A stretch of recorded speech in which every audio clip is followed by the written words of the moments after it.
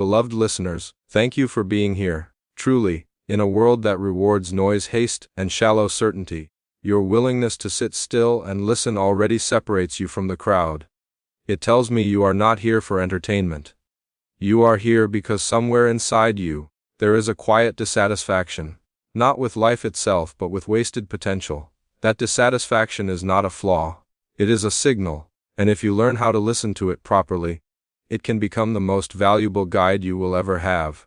I speak to you as someone who has lived long enough to watch patterns repeat themselves. I have seen people with extraordinary talent destroy themselves through comfort. I have seen ordinary people build extraordinary lives through discipline so quiet it was almost invisible. Time has a way of removing illusions. What remains is usually simple, uncomfortable, and true. We are here to talk about forcing yourself to improve. That phrase is deliberately uncomfortable, because improvement itself is uncomfortable. Anyone who tells you otherwise is either lying or selling something. Improvement is not a mood. It is not inspiration. It is not passion. It is enforcement. Most people believe they lack motivation. That is rarely the real problem. What they lack is structure strong enough to override their moods. Motivation is a visitor. Structure is a resident. Visitors are unreliable.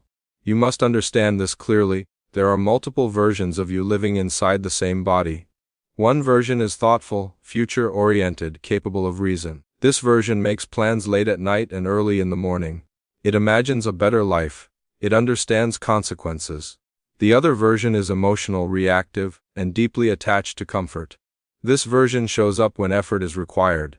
This version speaks in excuses. It is persuasive, persistent, and very good at sounding reasonable. Most people let these two versions negotiate. They wake up and ask themselves how they feel. They decide based on energy, mood, and circumstance. They call this freedom. It is not freedom. It is surrender. Negotiation with your weaker self guarantees mediocrity. Not because you are bad or lazy, but because the part of you that wants comfort never wants to invest in something whose reward is delayed. Improvement always pays later. If you want to force yourself to improve, the first thing you must remove is negotiation. Decisions must be made in advance when you are calm, rational, and honest. Once effort is required, the decision has already been made. You are simply executing. This is how professionals operate. They do not decide whether to show up. They decide long ago who they are. Identity precedes behavior. If you see yourself as someone who does difficult things consistently, your daily actions become simpler. Not easier but simpler. There is no internal debate. Debate wastes energy. Energy is finite. Most people exhaust themselves arguing with their own impulses before they ever begin the work. Force removes the argument. Force does not mean aggression. It means inevitability.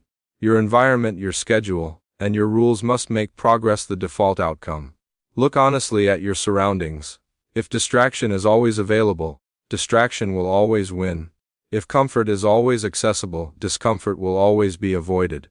If time is unstructured, it will be consumed by whatever demands the least effort. Environment is stronger than intention. People underestimate this because changing environment feels indirect.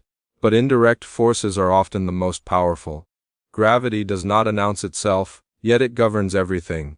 If you want to improve, you must design your life so that the wrong actions require effort, and the right actions require less. Remove friction from what matters. Add friction to what weakens you. Do not rely on restraint. Restraint fails under fatigue. Design does not. Another difficult truth: you must stop trusting your future self. The idea that you will magically become more disciplined tomorrow is comforting and false. Tomorrow shows up with the same brain, the same habits, and often less energy. If something matters, it must be acted on today, under imperfect conditions. Waiting for the right time is another form of avoidance. There is a common fantasy that improvement should feel good, aligned, exciting. That discomfort is a sign of misdirection. This fantasy ruins more lives than failure ever could. Discomfort is not a warning sign. It is a price. Every meaningful improvement requires payment in boredom, frustration, effort, and delayed gratification. Those who succeed are not those who avoid the price. They are those who accept it calmly. Calm discipline outperforms emotional intensity every time. Intensity burns hot and dies young. Discipline is quiet and lasts decades. You do not need to feel powerful to act powerfully. You need to act when you feel weak. That is the difference. Let us talk about standards, because most people misunderstand why they stay stuck. They set goals and wonder why nothing changes. Goals are aspirations. Standards are laws. A goal says what you want. A standard dictates what you do. If your standard allows inconsistency, excuses, and delay, your goals are irrelevant. Improvement begins when you raise the minimum behavior you accept from yourself. Not on your best days. On your worst days. Anyone can perform when conditions are perfect. Improvement is built in imperfect conditions. Ask yourself this honestly: what behaviors do you tolerate from yourself that you would not tolerate from someone you respect? Chronic distraction, broken promises, avoidance disguised as rest. Every tolerated weakness becomes permanent. You do not need more self-esteem, you need fewer self-betrayals. Self-trust is built by keeping small promises consistently. Promise little, deliver always. Once your mind learns that your word is final, resistance weakens. Improvement accelerates quietly after that.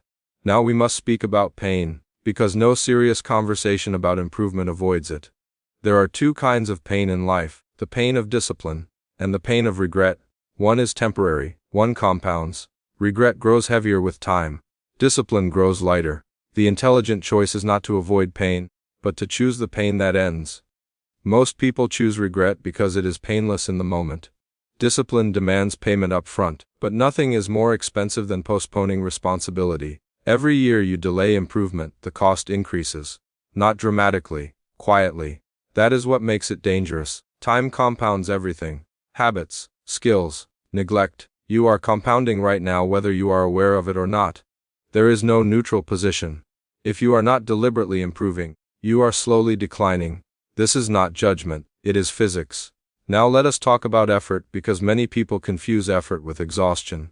Effort is not how tired you feel. It is how consistently you do what you said you would do. Most people overestimate what they can accomplish in a day, and underestimate what they can accomplish in a year. They push too hard, burn out, then quit. Consistency beats intensity without exception. A small action repeated daily will outperform a heroic effort abandoned quickly. This is why forcing improvement must be firm but humane. Non-negotiable but realistic. You are not trying to become perfect. You are trying to become dependable. Dependability changes everything. When you are dependable to yourself, confidence emerges naturally. Confidence is not an emotion, it is evidence. Evidence comes from action repeated over time. Let us address distraction, because it is the silent killer of progress. Distraction feels harmless because it rarely hurts immediately. It simply steals time, and time is the only resource you cannot replenish. Every hour lost to distraction is gone forever. This is not meant to scare you. It is meant to wake you up. Respect your time enough to protect it.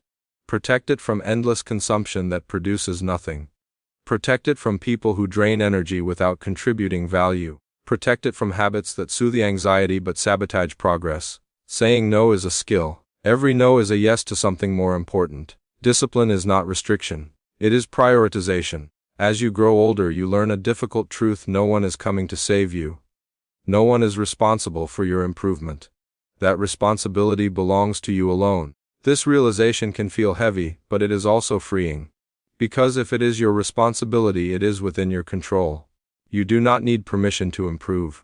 You do not need approval. You need clarity, structure, and patience. Patience is essential. Real change is slow enough to frustrate ego and fast enough to reward persistence. Most people quit too early. They misinterpret silence as failure.